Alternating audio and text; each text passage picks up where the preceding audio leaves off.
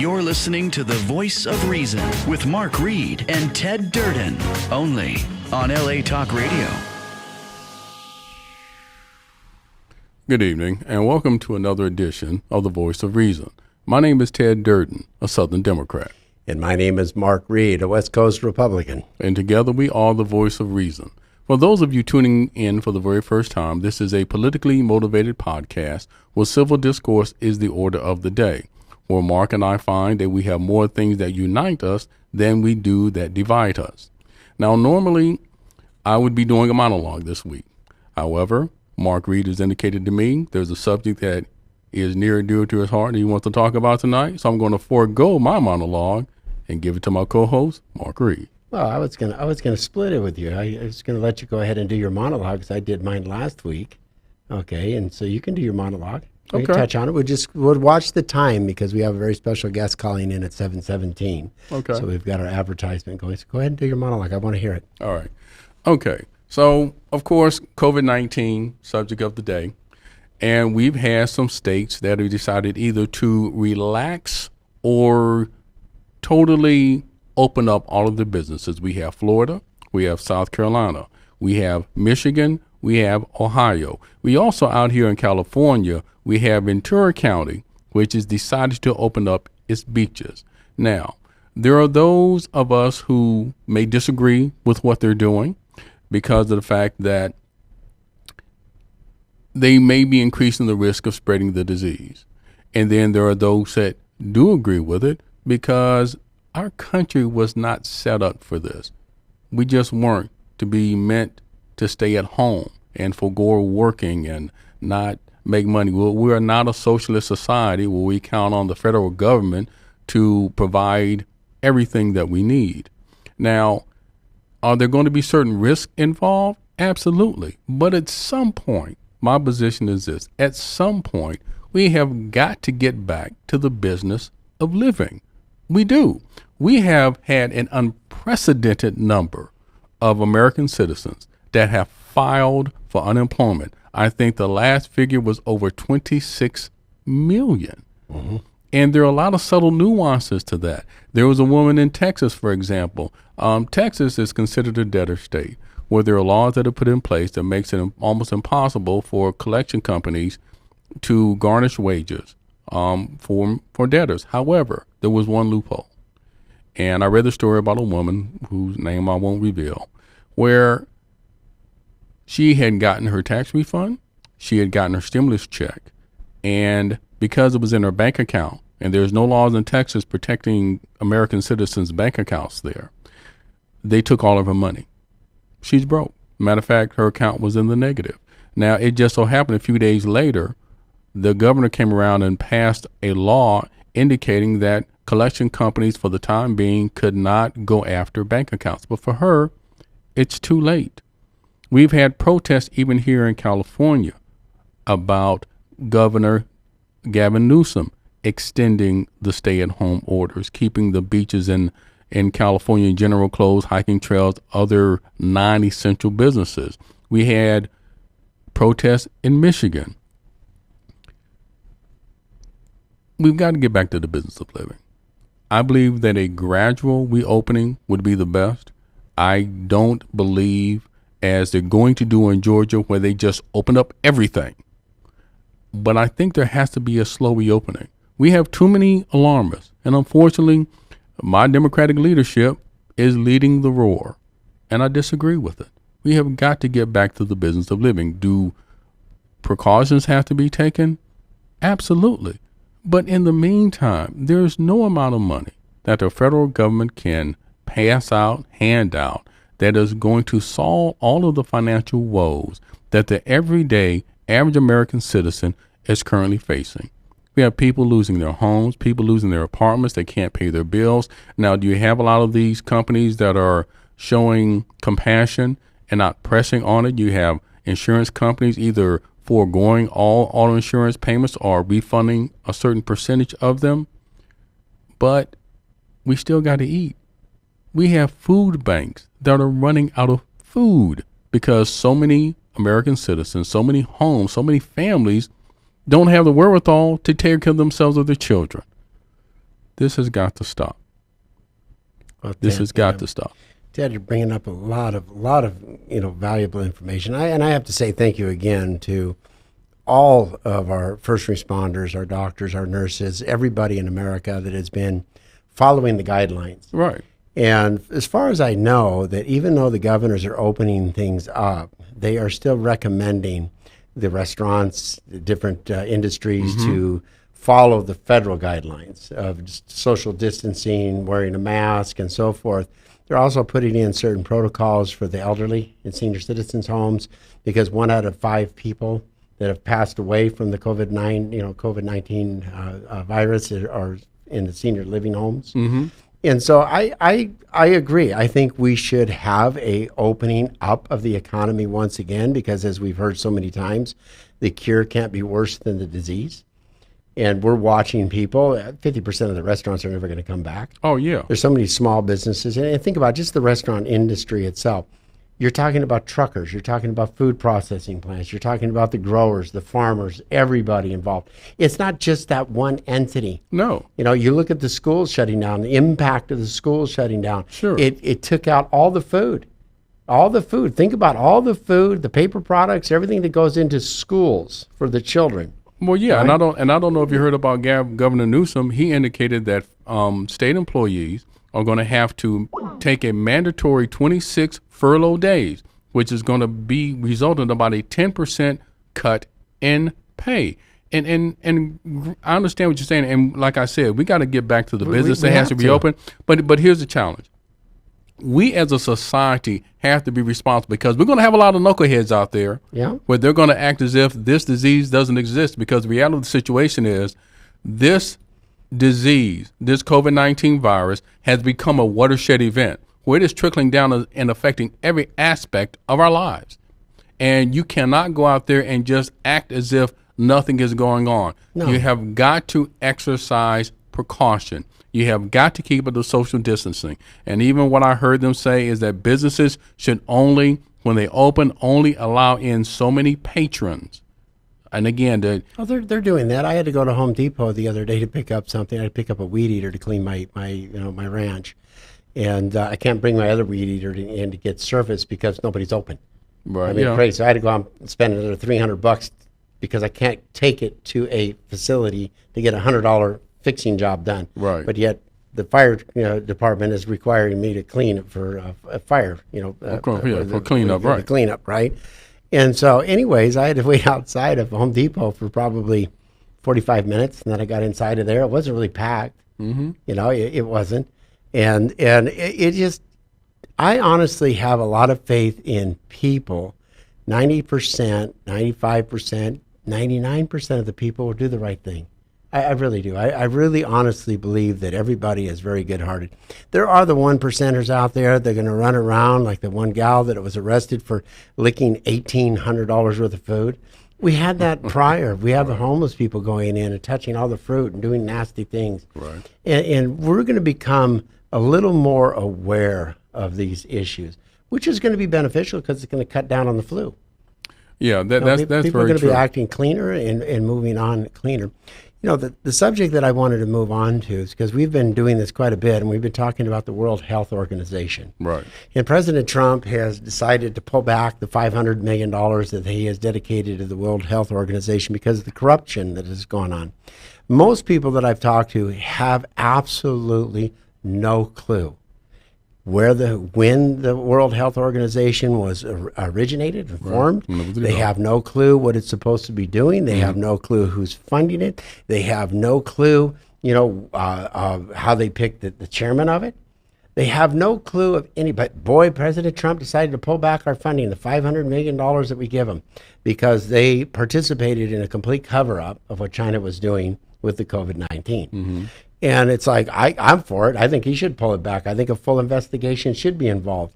And so this is how it's like my opponent. He's politicizing it quite well also. Okay, so my opponent, he's been out there with his COVID-19 town hall meetings, which are really taxpayer-funded campaign events, because he keeps his name out there. He's spending probably $5,000 each town hall meeting.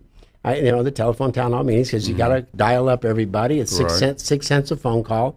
All right. So you put out 100,000 phone calls, right? Do the math. There's a few $1,000s in that one, right? Then you've got to actually pay the company to field it. You do all your own advertising. He's spending at least $5,000 on that. He's doing 2 a month, okay, because he can't go out and campaign. Just like me, can't go out and campaign. But I was doing this show way before he was doing it. Oh yeah, absolutely. And I'm paying for it. And I'm paying for it along with my supporters, my advertisers on the show, right? So I look at it and say, what is this guy doing? But I've listened to him, and he claims things. He claimed that he advised President Trump to buy enough oil to fill up the strategic petroleum fields. Trump was saying that, a month ago. He says oil is going down. It's a great time to buy oil. It's so low. And he said on his show the other night, he goes, I advised President Trump to buy oil and fill up the strategic oil fields, and he followed my advice. What a schmuck. The guy tried to impeach him 2 months after he became the president of the United States. He's been trying to impeach him for 3 years, right? He still failed at it. What makes this moron think that the president of the United States is going to listen to him? Seriously. No, I hear you. But that's like your mother-in-law, and they hate you to death, right? Wants to kill you, run you over with your freaking Humber, right? Mm-hmm. And you're going to listen to her? No. You might be nice to her and cordial, but you're not going to listen to anything. But I wanted to get to this, though. Go ahead. Because we have a very special guest that's going to be calling in 4 minutes. But he writes on his Facebook site, and I think it's kind of funny, actually. He writes, House Committee on Foreign Affairs. What a waste of time this is. He says, breaking. Committee Democrats call on the President Trump to restore funding to the World Health Organization and warn against shifting blame to the World Health Organization in order to distract from the Trump administration's failed response to the coronavirus pandemic. If you think he failed after all the lies that came out of the World Health Organization and also out of China, and you're an actual moron. And to think that, look, all of us have an immense amount of responsibility in our lives. We're not perfect. We screw up. Correct. Okay, we make mistakes. So nobody's perfect in this administration. President Trump is definitely not perfect. No, not by any stretch. But to take on this huge pandemic in the way he has, with the tools that he was given from the PASS organization, from the states that have completely failed in being prepared for any kind of a pandemic or a major health problem. But let me read this. And this is where it gets into this particular guy. Give me 1 quick second before we get started. I want to say this. Now, I agree with Trump as far as pulling the funding and investigating. Because here's the problem. I don't believe it was so much a cover-up as the fact that the World Health Organization should have had their people on the ground in China so they can ascertain for themselves exactly what was going on instead of just believing what China put out verbatim. And so Trump is right to pull the funding because they're not doing their job. Go ahead, Mark. Well, Ray Levins responded to my opponent right on his Facebook page on that post. He says, the general director of and this is all fact, actually, I looked it up. It says the Director General of the World Health Organization is a former member of a violent revolutionary communist party in Ethiopia that denied emergency medical treatment to an ethnic group as he is accused of personally overseeing the extradition of dissidents who were later imprisoned and tortured. As we have previously highlighted, Tedros Adhanom Ghebreyesus has a hard name, has repeatedly parroted Chinese Communist Party talking points, constantly heaping praise on Beijing's response to the coronavirus, despite the fact that China hid the truth about its spread and viciously silenced scientists and doctors who tried to warn the world. Now we know why. As John Martin explains in his excellent piece, The Crimes of Tedros Adhanom, during his time in Ethiopia, the World Health Organization chief was a member of the Tigray People's Revolutionary Front, TPLF, a violent communist revolutionary party which was listed as a terrorist organization by the United States government in the 1990s. According to one Ethiopian newspaper, Adhanom was listed as the third most important member of the Political Bureau Standing Committee in the TPLF. Martin writes how the TPLF engaged in systemic discrimination and human rights abuses by refusing emergency health care to Amharan ethnic group, and because of their affiliation with the opposition party.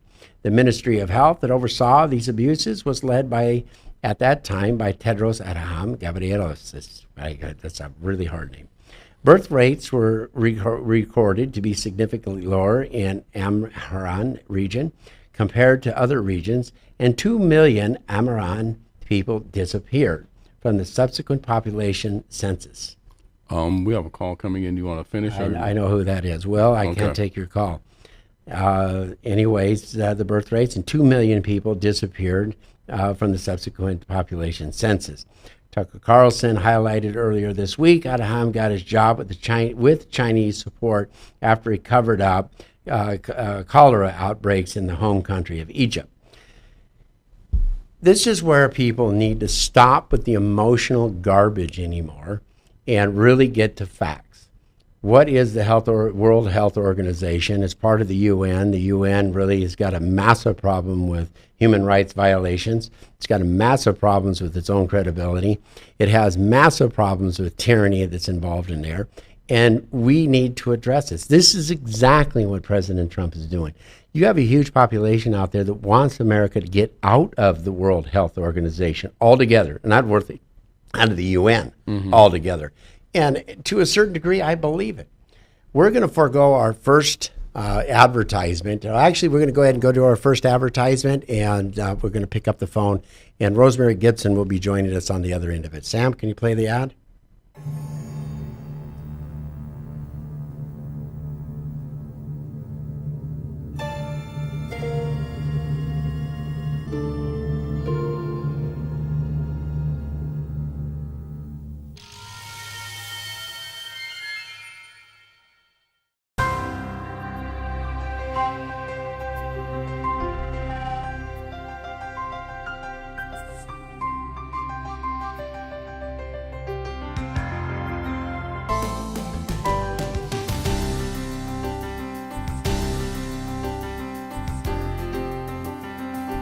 Back to the Voice of Reason with Ted Durden ourselves. We're going to be joined with Rosemary Gibson, who's an award-winning author, inspirational speaker, and advisor to organizations that advance the public interest in healthcare.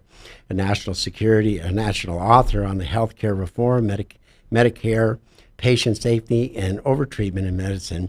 She has written critically acclaimed books, Medicare Meltdown in 2013, Battle Over Healthcare in 2012, Treatment Trap in 2010, and The Wall Street Silence in 2013.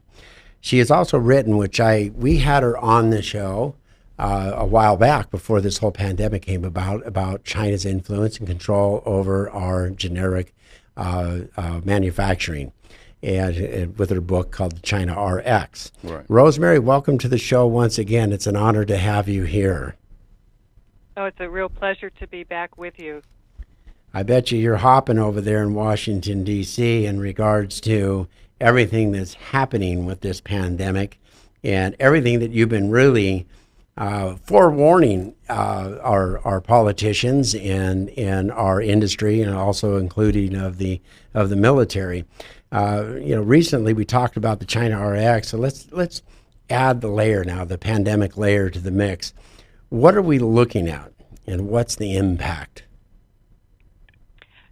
So, Mark, we've had a tremendous dependence on China for critical medicines, prescription drugs.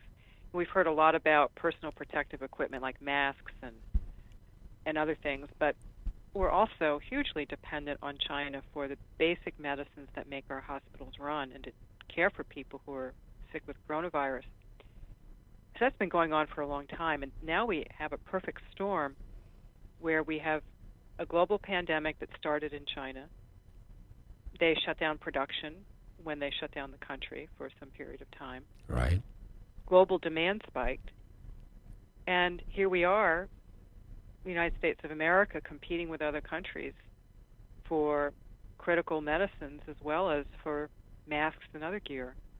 So, and this was all predicted in China RX, that in the event of a natural disaster or global pandemic, we'll be standing in line with other countries trying to get things that we need, essential for our survival.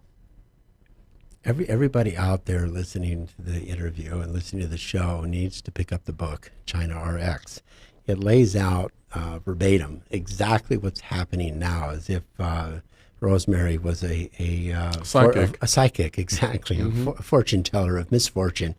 China, in its deliberate, and I call it deliberate, movement after the, how would you say, the release of the virus in Wuhan, and I call it a release now because I do believe it was released. They systematically bought up all the PPE. They've spent over $1 billion, close to $2 billion, gathering it all up throughout the regions around them, and stopped shipping it to the United States before the World Health Organization knew it was going to be a pandemic, before the United States had a case, but it was already identified in Taiwan. It was already being identified in Italy, but China knew exactly what was happening. And how many countries are now stopping the export of the medications that they have? They were even relying on China's manufacturing for. What's happening there, Rosemary? Mark, there's about 70 countries that have banned exports of whether it's medicines or medical supplies. And that's because they need them for their own people. Mm-hmm. And this is what happens in a global pandemic. People will look out for themselves, and countries should be looking out for themselves. And that means we can't rely even on friendly trading partners. United Kingdom, they imposed an export ban on critical drugs. I'm sure Italy has done the same. They actually manufacture products in Italy, but no doubt they kept them for their own people to help them see it through. And I'm sure China did the same thing for a period of time. We know India did it because India depends on China. When China shuts down, India would shut down. So all this points to the need for us to have some self-sufficiency, because we have to look out for ourselves and no one else will. Let me ask you a quick question, Rosemary.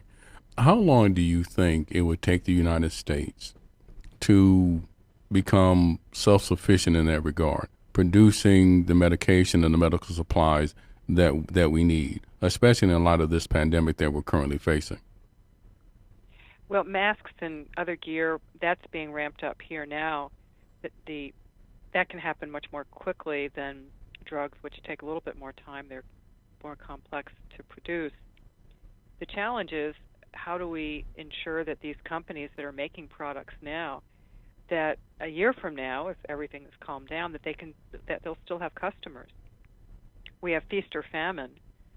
They get the contracts now when we need it, but will that persist, or will those who purchase these products for hospitals and elsewhere, will they just keep turning back to China? And then the American companies that have built up, hired workers, built plants, are turned away. This is a perennial challenge for us, and we have to decide whether we are going to have a capability to make the things we need when we need them. For medicines, it will take a number of years, but there are folks right now, great companies that want to produce critical drugs here in the United States, bring it back from China, but they just need the contracts. They need customers. Well, let me ask you another. Now, those customers are hooked on, getting product from the cheapest sources, if they're available. And that was going to be my question. So, basically, what you're saying, it's going to be a cost factor. The cost of manufacturing the drugs and selling them here, as opposed to importing them from China, where they're a lot cheaper. Since I've written China RX, a number of companies have reached out to me, and they want to adopt advanced manufacturing of critical drugs. And it's incredible technology created here in the United States, and we can actually make basic medicines faster, cheaper, and real-time quality control. And we don't have supply chains going, thousands and thousands of miles away. We can make them here cheaper. We need that investment in that infrastructure, but once we have it going, we can be self-sufficient and make products much more quickly. Last week we had Dr. Wen Shen on there, and on the show, and we discussed the China's initiative of the Belt and Road Initiative. It started in 2013, which is the world dominance of the manufacturing, but the supply chains to all 6 continents, the external 6 continents, and America has kind of fallen on its loins and gotten lazy, allowing them to produce these mundane things, medications. But I think this has been a great wake-up call, because We don't even make penicillin anymore in the country, do we? You're right, Mark. We can't make penicillin. We can't make aspirin. We can't make vitamins like vitamin C. We can't make the basic antibiotics you give to your children for ear infections. Or if you have pneumonia, we can't make those either. We can't make the antidotes for anthrax exposure. We can't make last resort antibiotics to treat life-threatening infections. We can't make the antibiotics to treat sepsis, which kills thousands of people every year in this country. We gave it up in a blunder of historic proportions. Well, it's not that we can't make them. We're just not making them because China, as it pointed out in your book, China came over here with its mafia tactics, took over industries, undercut price-wise to the point to where it drove the companies in America bankrupt. Right. And then they started flooding the market with cheap, product, and then they started raising their prices up. So America has lost its competitive edge in doing that. And a lot of that, to me, is based on Congress and based on, how would you say, the purchaser contracts, the purchaser agents for the hospitals and the pharmacies and everything else, looking for just cheaper, and not really rest assured of quality either. That's right. But I also wonder about, we have this biodefense establishment. And it's remarkable to me that they didn't pick up on this, and that I've been briefing people in the executive and legislative branch in recent months about this vulnerability and why did it take a private citizen like myself to do this. And now that we know it, are we willing to invest? And believe it or not, there are still forces out there, special interests, that like the status quo. They want to keep studying the problem. They don't want to fix it. And, we're going to have another pandemic at some point or geopolitical event, and we're going to need to have self-sufficiency, and either we decide we're going to do that now, make a silver lining out of this coronavirus, or we're going to be headed for real trouble. So that's the choice and strategic decision that we have to make as a country. Now, since there are good people trying to fix this, but we have a long way to go to convince everybody to get on board. And I'm just curious, I think Mark kind of touched on it. Since this whole pandemic has come out regarding the COVID-19, have those people in the Trump administration or in Congress, have they reached out to you to get your input as far as how to proceed forward now that, for lack of a better term, our shortcomings have been exposed? Yes, there have been people on both sides of the aisle who have reached out I've testified at the U.S.-China Economic and Security Review Commission, House Energy and Commerce Health Subcommittee, and the Senate Small Business Committee, chaired by Senator Rubio. And that's heartening to see bipartisan interest in this. But now we have to take, the next step and decide whether we're going to invest in some capability, to make medicines for our military. I'm sure some of your listeners recall recently that the Chinese government threatened to withhold medicines from the United States. Mm-hmm. And if you do that, you're basically threatening to kill Americans. Yeah, that's and very if that's true. not a wake-up call, I don't know what is. Well, I'd say that the wake-up call is for the individual within America, and it's their, our lifestyles, but it should be a wake-up call to our legislators on both sides of the aisle, just not one, because this is a national security issue and it affects everybody.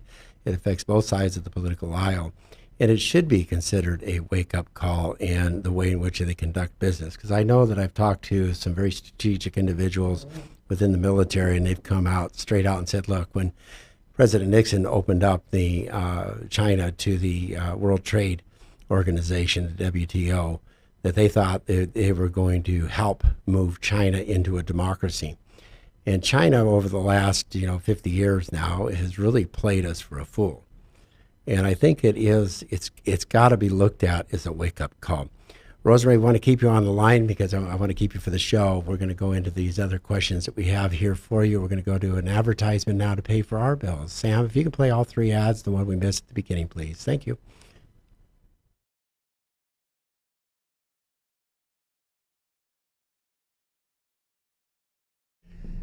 Hi, I want to welcome Rusty Levin and Harry Nabanian, both trial lawyers for workman comp cases. If you're injured on the job, don't hesitate. Contact an attorney.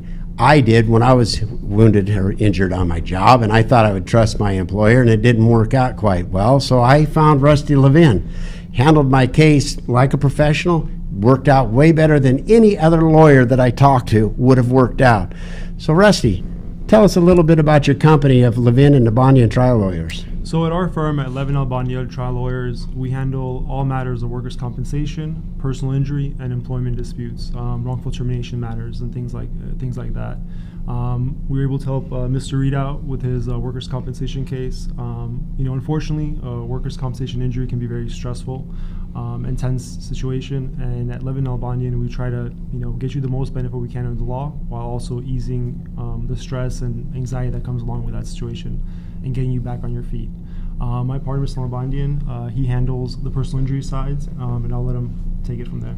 And just like all injured employees out there, anybody else who gets injured as a result of somebody else's negligence has rights, and the rights that they need to protect immediately. And they should do that by calling Levin and Albanian Trial Lawyers and letting us help ease that tension off of you and get you the result you deserve, while also making sure that you get better in the progress. So we're here for you, folks. Levin and Nabanian Trial Lawyers is the best company for you to get a hold of when you're injured or have a personal injury. So give them a call at 213-232-4848, 213-232-4848. Thank you. and let them handle the stress for you while you recover at home. Thank you again. Bye-bye. Hi, my name is Ted Durden, and I want to take a moment to talk to you about trust, and I trust churchandlaw.com. When it comes to workers' compensation and employment law, you can trust churchandlaw.com. If you ever need legal advice you can rely on, it's churchandlaw.com. Black and white, no gray, churchandlaw.com. 818-230-3110, churchandlaw.com. A law firm you can trust and count on. Welcome back to The Voice of Reason with Ted Durden and our special guest, Rosemary Gibson, the author of China RX. Rosemary, again, it's such a pleasure to have you on to the show. I wanted to touch a couple of things, and that is the complete hypocrisy that we're hearing in information that's being disseminated out to the general public. And that is what this administration is doing, what it should be achieving. Can you just share a personal thought of what you think about the politics of the health aspect of this nation and the misinformation that's being pushed out there, and the way Dr. Fauci is addressing the issue? Can you share your personal thoughts on that? Well, I'll just share that on this whole supply chain, we haven't been honest with the American people about the reality of how dependent we are and how dependent we've allowed ourselves to become on a country that's not our friend. And that's why it took 3 years to uncover how dependent we are on China. And it's still not enough to persuade some people to change the status quo. And that's quite alarming. And I'm also troubled by variable coverage in the media that's trying to cover this up and to say that everything is fine. We hear a lot about this, again, the masks and so forth, but what we don't hear about is the shortage of antibiotics. I was visiting a hospital before all this broke in early March, and doctors were saying that there are antibiotics they can't even get. And we are rationing drugs in the United States of America. These are basic drugs to make our hospitals run. And these are medicines to treat people who are seriously ill and hospitalized with coronavirus.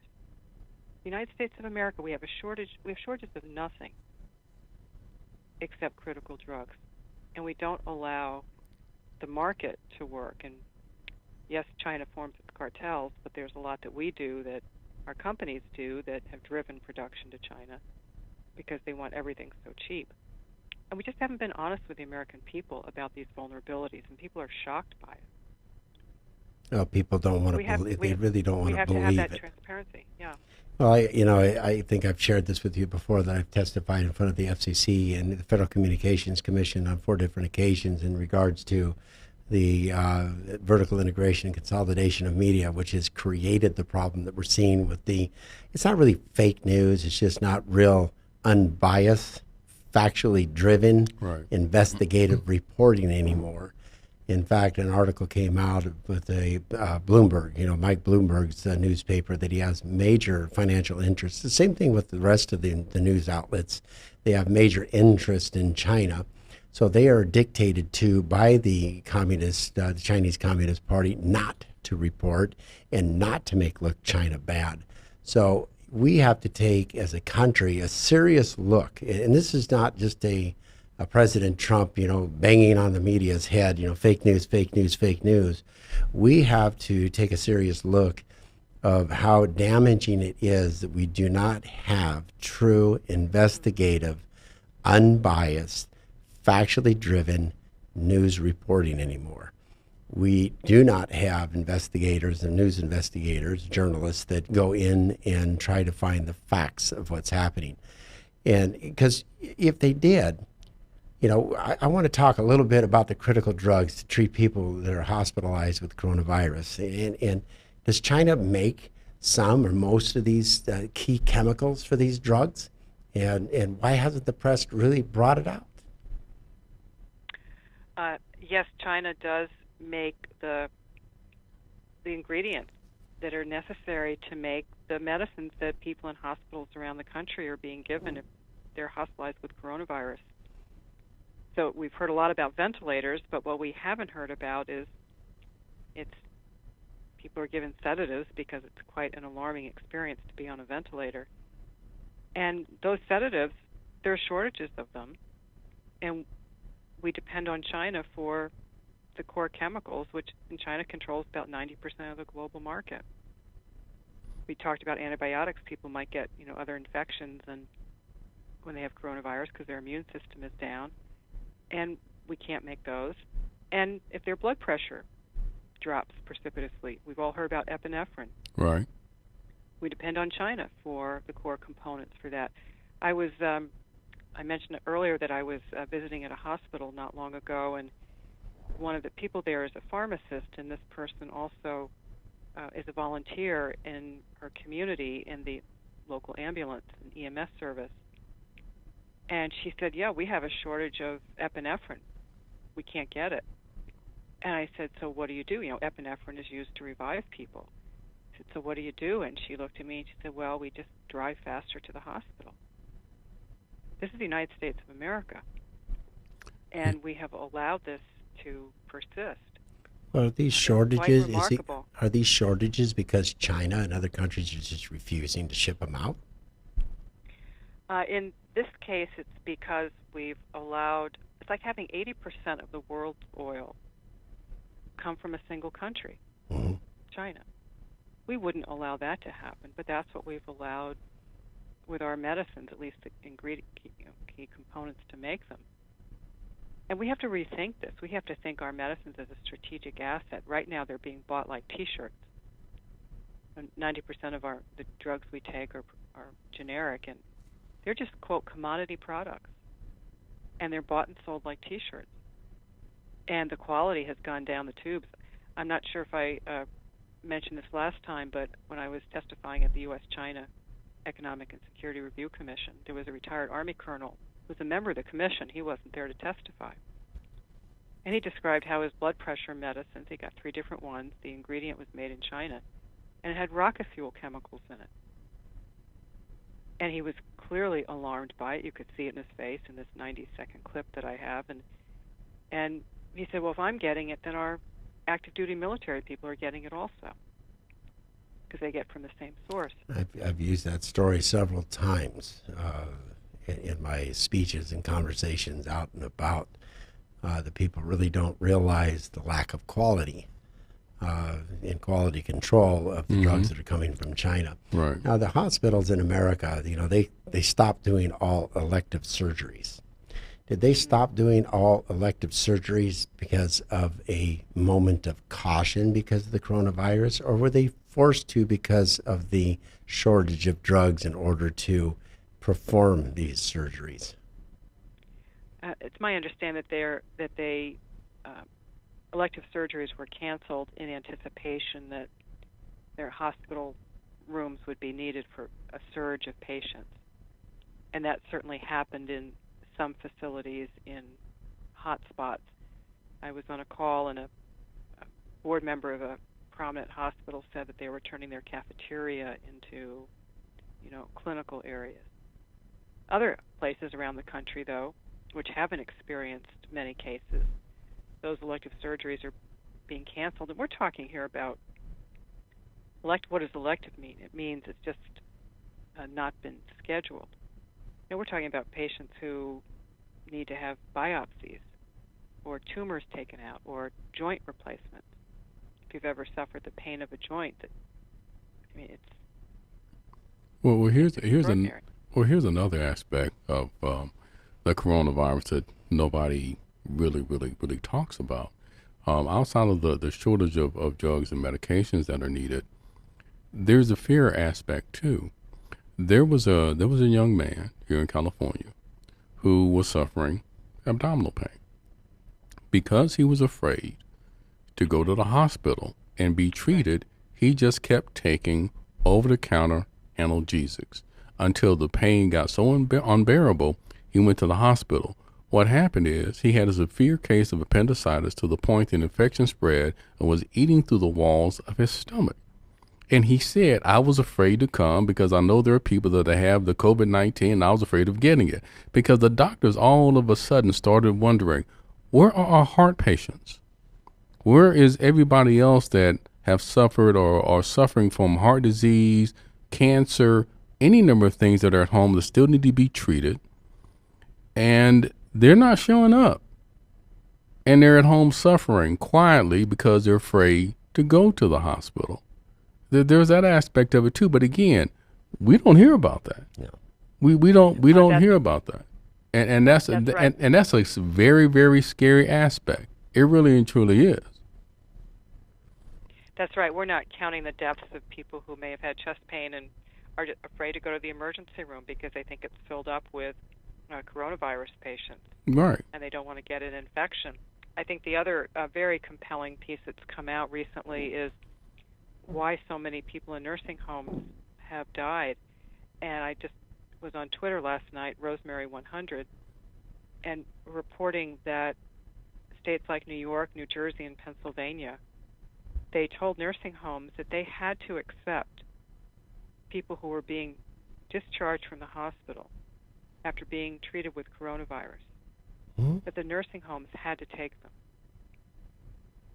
So you're putting people who have been treated for a very serious disease in a population that's the most vulnerable, Right. in terms of their medical condition and in terms of their ability to have any voice and sense of empowerment.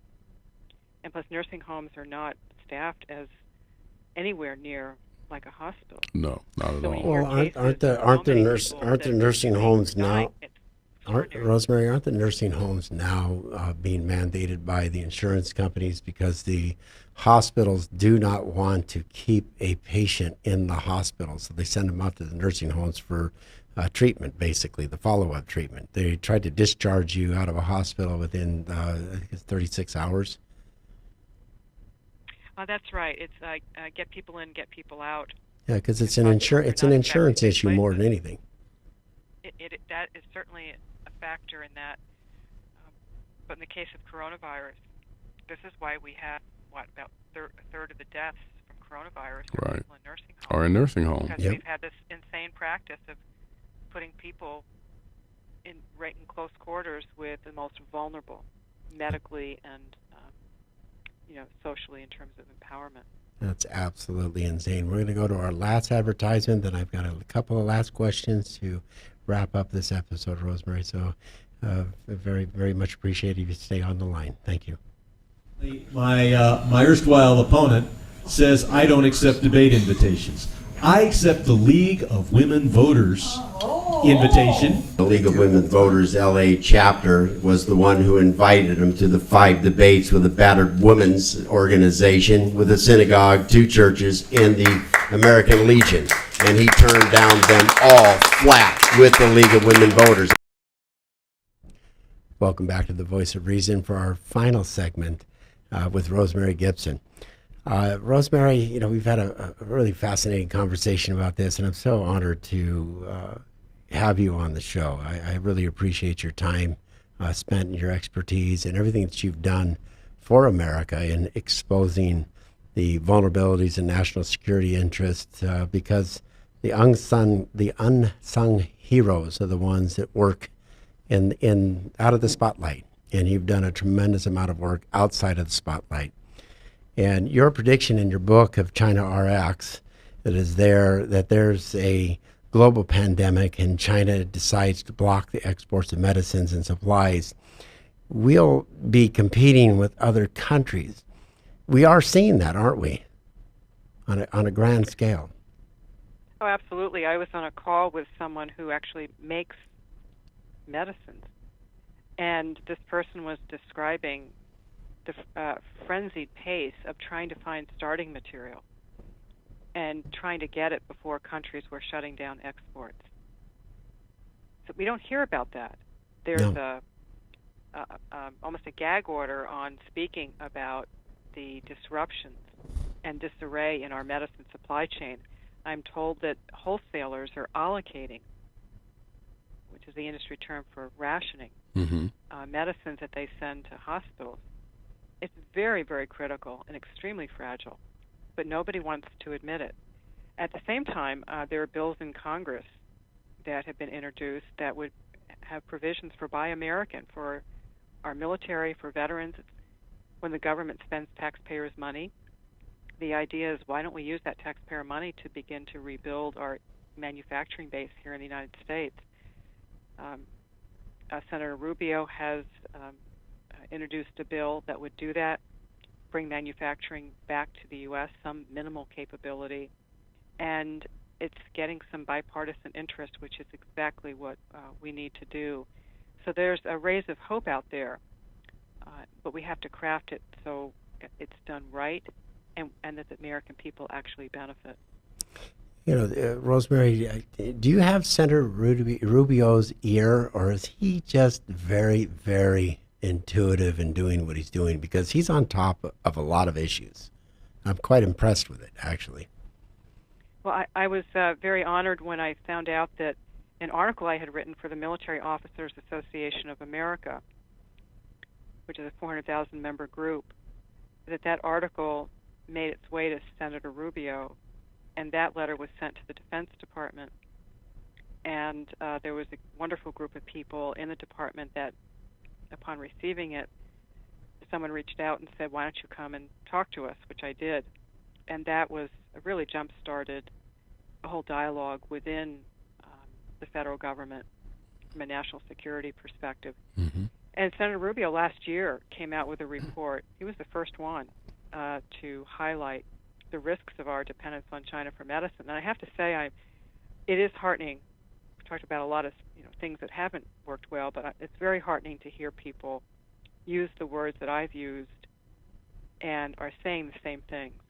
And that's happening on, again, both sides of the aisle. So that's a good sign, because people see how insane it is for a country like the United States to be dependent on anybody, especially China, given its threats to the American people. Our viewers here with the Voice of Reason, what can they do to help push, how would you say, our representatives to do the right thing? What do you suggest to our viewers to do? I would email your member of Congress and say that, let them know that our medicines are depend on China, and that we need to buy American. And it doesn't need to cost more if we invest in incredible advanced manufacturing technology. We can do it here. And we will never have to have a situation like we have now, where we have shortages of medicines, and because we can't make them here, we have to go around the world, almost making phone calls and begging countries to send us things. If I pronounce We this can right. avoid this next time around, but that's what your listeners can do. To email your member of Congress, call the White House, email the White House, and say we support an executive order that's in the works that's about Buy American for the Department of Defense, the VA, for our strategic national stockpile, at least as a beginning point. And companies I think here for would love everybody. those contracts. I think we were discussing this offline prior to the show. The hydroxychloroquine. All right. Did I say that right? Yeah, that's it. Okay, that it That's cost right. it cost about 6 cents a pill to manufacture. They have ramped up the manufacturing in America quite heavily, but we used to get it primarily and solely from China, right? I've been told by those who work in the industry making medicines that China is the dominant source of the starting material for it. So they And just imagine control now every it. country in the world wants it, and we're all relying on a single country. There are some good people here in the United States that have started to make that starting material here, which is exactly what we need to do. Is But they're few and far between. is it a difficult material? Yeah, I that's mean, what I was going to ask too, right? Yeah, is it a difficult material, the starting materials, or is it something that is prevented by the EPA, by other government agencies and bureaucracies, or why isn't that we are not manufacturing the base materials? Well, because as you said earlier, Mark, China undercut everyone on price, and we basically lost our chemical industry. Oh, I see. China. Okay, so because of the cost factor, again, because there was no profit in it, we started manufacturing a lot of the starting materials here.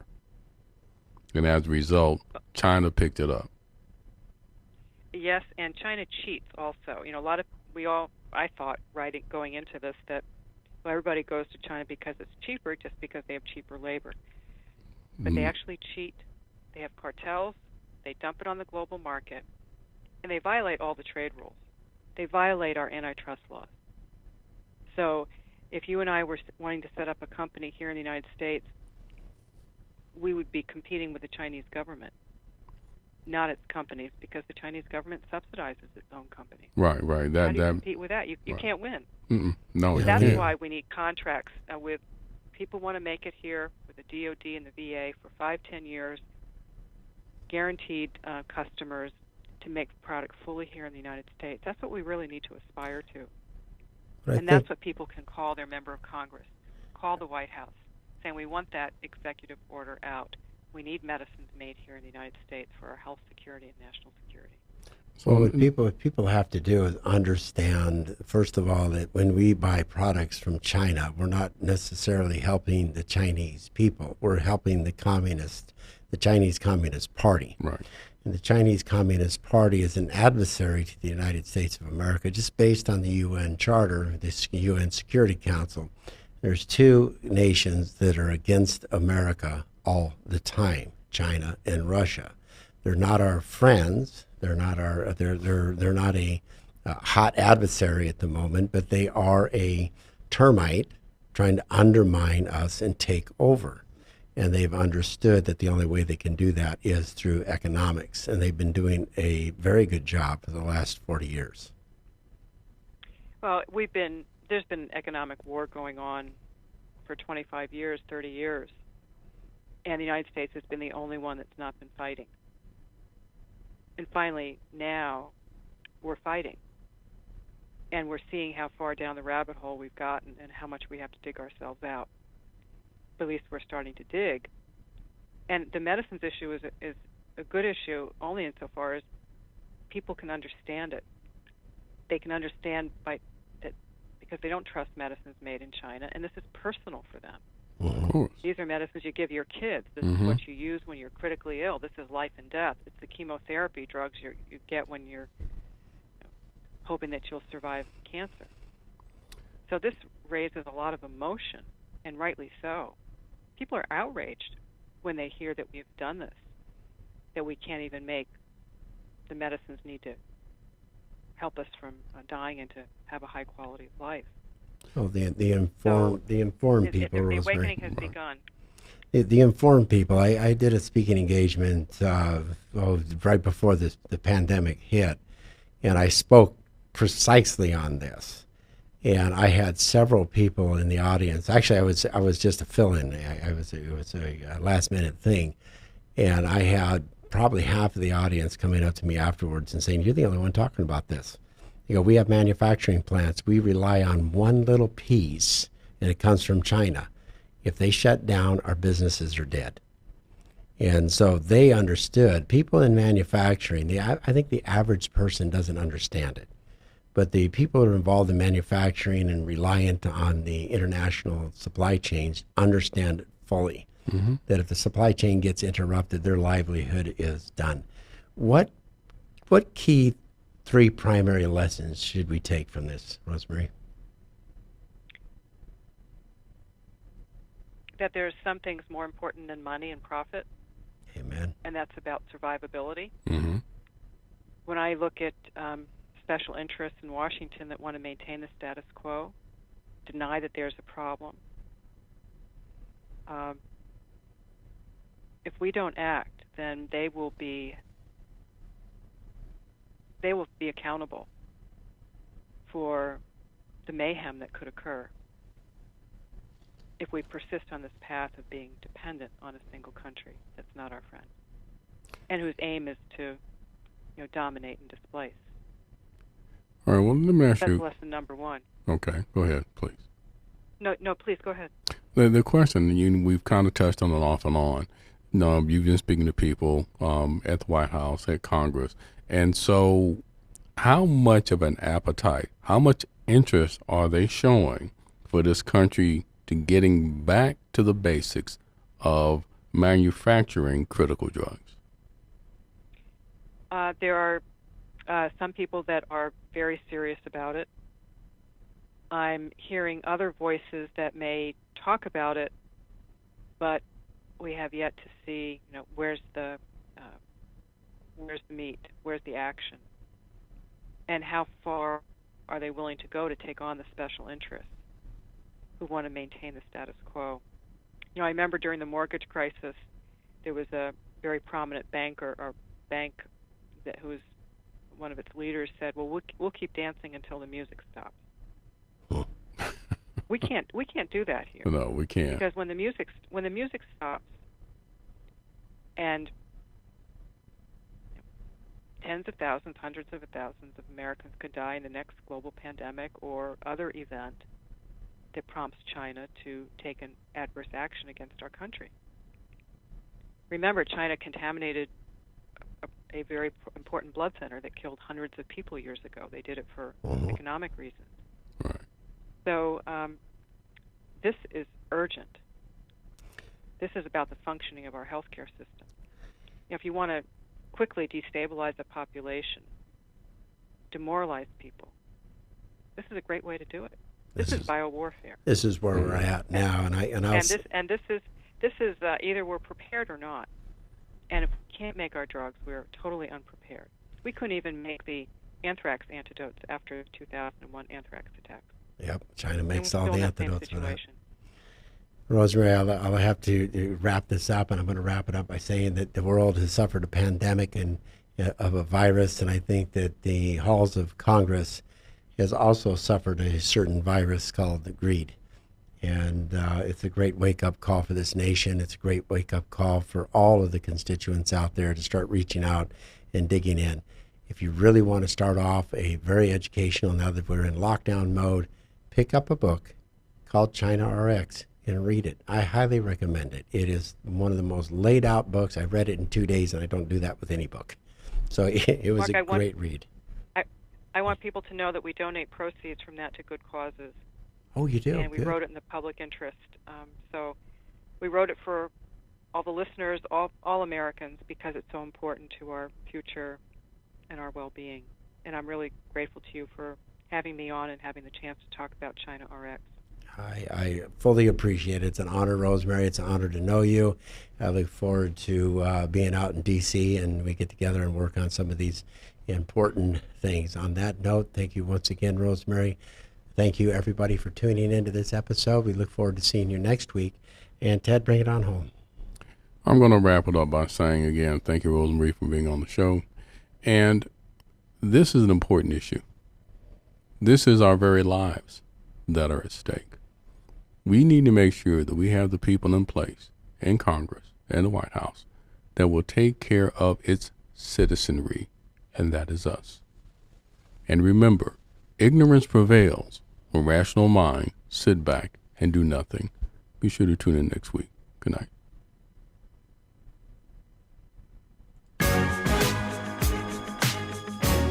You're listening to The Voice of Reason with Mark Reed and Ted Durden, only on LA Talk Radio.